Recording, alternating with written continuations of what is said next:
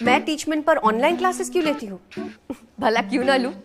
ये इंडिया का एक लौता प्लेटफॉर्म है जो 100% फ्री है, बिना किसी लिमिट के। और नई शुरुआत करने के लिए इससे बेहतर और क्या होगा? बस एक स्मार्टफोन चाहिए और सुहानी शर्मा की ऑल इंडिया इंग्लिश क्लासेस हो गई शुरू।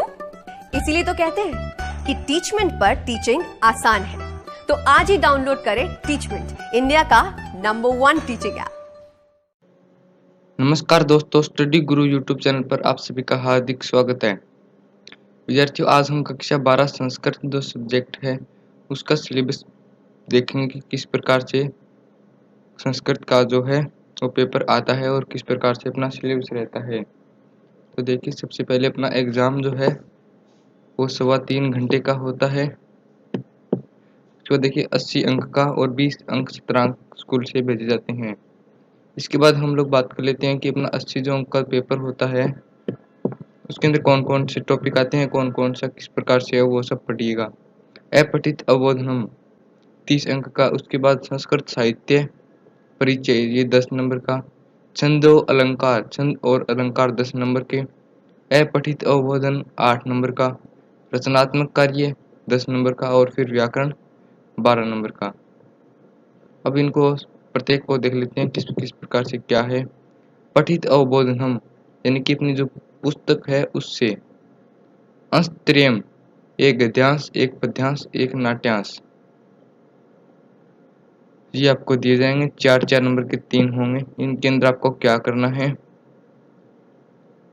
एक पद में उत्तर देना है, उसके बाद पूर्ण वाक्य में उत्तर देना है, उसके बाद बहुविकल्प 4 प्रश्न होंगे, उनका आपको उत्तर देना है। इस प्रकार से 3 आएंगे, एक पद्य, एक गद्य और एक नाट्यांश। तो टोटल 12 अंक हो गए। इसके बाद अगर हम देखें तो पाठ्य प्रसंगानुसार शब्दार्थ लेखनम, यानी कि 6 शब्दार्थ आएंगे, आधे आधे नंबर के। टोटल 3 नंबर ये हो गए। आगे देखिए, कथनानि आश्रित्य प्रश्न निर्माणम, कथनों पर आश्रित प्रश्न निर्माण करना है, 4-4 नंबर के आएंगे। उसके बाद देखें तो भावार्थ लेखनम, दो वाक्ययोग पद्यांशो वा, 2 वाक्य या पद्यांश का आपको क्या करना है, भावार्थ लिखना है संस्कृत में। तो ये इस प्रकार से 3 नंबर के हो गए, 1.5 नंबर के 2।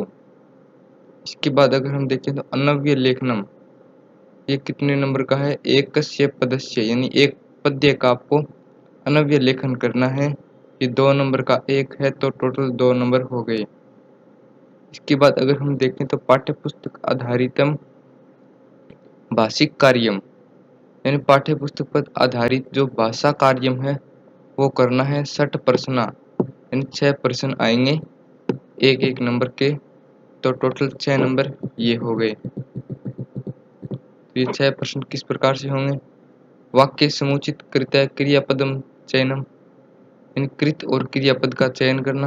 उसके बाद विशेषण विशेषण चयनम, सर्वनाम संज्ञा पद चयनम, समान विलोम पद चयनम, पाठ्य वाक्यम वाक्स्मात् ग्रंथात् गृहीत कस्य चयस्य लेखस्य, यानी किसी लेखक के बारे में। कै कम कथयति, कौन क्या कहता है, इस पर आपको प्रश्न पूछा जाएगा। इसके बाद देखते हैं संस्कृत साहित्य से, तो इससे आपके 10 नंबर आएंगे। तो 5 तो एक एक नंबर के हो गए प्राचीन साहित्य इतिहास से, और 5 हो गए आधुनिक साहित्य इतिहास से। तो टोटल 10 नंबर ये हो गए आपके इतिहास के। इसके बाद अगर हम बात करें तो थर्ड जो अपना टॉपिक है वो है छंदो अलंकारा, इन छंद और अलंकार 5-5 नंबर के 10 नंबर छंद और अलंकार के हैं। लघु गुरु विवेक 1 नंबर का। अधोलिखित छंदस्या सो अधारणम लक्षणम सामान्य ज्ञानम च छंदासी, यानी कोई छंद का नाम दिया होगा, उसकी आपको परिभाषा लिखनी है, उसके उदाहरण लिखने हैं, 2 नंबर का एक आएगा। कौन कौन से छंद हैं, अनुष्टुप, उपेंद्र वर्जा, इंद्र वर्जा, उपजाति, वसंत तिलका, द्रुत विलंबतम, हरिणी शीघ्रिणी, मंदाकारांता, शार्दुल विक्रीडम, तो ये इतने आपके छंद होंगे। इसके बाद देखिए पद्यांशेषु गण चिन्ह पूर्वकम छंद ज्ञानम, द्योश्य एकस्य, यानी कि दो में से एक करना है, 2 नंबर का। इसके बाद देखिए अलंकारा, इसमें शब्दालंकार और अर्थालंकार। शब्दालंकार में कौन कौन से हैं? अनुप्रास, यमक और श्लेष। अर्थालंकार में उपमा, रूपक, उत्प्रेक्षा, अर्थांतरिष्य, अप्रस्तुत प्रशंसा, दृष्टांत, दीपकम, अतिशोक्ति। ये इतने अर्थालंकार हैं। तो ये इतने अलंकार से टॉपिक आ गए 3 नंबर के। इसके बाद पथ्यासेषु अलंकारस्य नामोल्लेख है, यानी कोई पद्यांश में कौन सा अलंकार है उसका नाम लिखना। 2 आएंगे आधे आधे नंबर के, टोटल 1 नंबर ये हो गया। इसके बाद कस्यापि अलंकारस्य लक्षण ज्ञानम, किसी अलंकार का लक्षण ज्ञान करना कि अलंकार की पहचान क्या है, वो 1 नंबर का आएगा। या इसके आपको अथवा में एक प्रश्न और मिल जाएगा, तदतः परिभाषेषु रिक्तस्थानं पूर्तिमाध्यमेन परीक्षणम, यानी आपको रिक्त स्थान की पूर्ति करनी है। उसके बाद देखिए अपठित अवबोधन 80 या 100 नंबर का गद्यांश आएगा। उसके अंदर आपको प्रश्न पढ़कर उत्तर देने हैं। एक पदेन में उत्तर देना कितने प्रश्न? 4 आधे आधे नंबर के, तो 2 नंबर तो ये हो गए। उसके बाद पूर्ण वाक्यानुत्तरम 3 एक एक नंबर के, तो 3 नंबर ये हो गए। उसके बाद भाषा संबंध कार्यम आधे आधे नंबर के 4, तो टोटल 2 नंबर ये हो गए। उसके अंदर ये इतने 4 टॉपिक हैं जो कि हम पीछे भी देख चुके हैं। उसके बाद समुचित शीर्षक प्रदानम, यानी उचित शीर्षक लिखना 1 नंबर का। उसके बाद रचनात्मक कार्य में देखिए किमपि विषयम स्वीकृत्य 50 से 60 शब्देषु संस्कृत भाषाया लघु निबंध लेखनम, यानी 50 से 60 वर्ड के अंदर आपको लघु निबंध लिखना है। कितने अंक का? 5 अंक का है।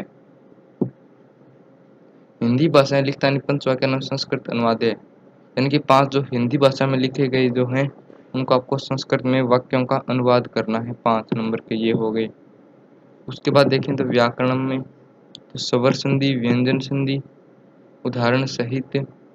उसके बाद कारक विभक्ति, सूत्र सहितम ज्ञानम, वाक्य प्रयोग सच्चय, तो ये कारक टॉपिक हो गया। उसके बाद प्रत्यय, तव्यत प्रत्यय, अनियर प्रत्यय, यत, अनयत प्रत्यय, कैप प्रत्यय, श्रित प्रत्यय, सानच प्रत्यय, कत्त, कत्वा, कत्वतु, लयप, तुमुन, ये इतने प्रत्यय हैं। तो ये आपके इतने टॉपिक व्याकरण में हो गए। उसके बाद देखें कि निर्धारित पुस्तक कौन सी है, तो शाश्वती पुस्तक का नाम है और ये एनसीईआरटी की बुक है। तो अगर आप बुक परचेज कर रहे हो तो आप एनसीईआरटी की बुक परचेज कर लीजिए संस्कृत सब्जेक्ट की। तो बच्चों ये था संस्कृत से संबंधित वीडियो, और आपको ये वीडियो कैसा लगा? अच्छा लगा है तो चैनल को सब्सक्राइब कर दीजिए, वीडियो को लाइक कर दीजिए और अपने दोस्तों के साथ वीडियो को शेयर भी कर दीजिए ताकि वो भी संस्कृत का सिलेबस को पढ़ सकें। और अदर सब्जेक्ट के सिलेबस के लिए अपने चैनल पर जाइए और वहाँ पे वीडियो देख सकते हो।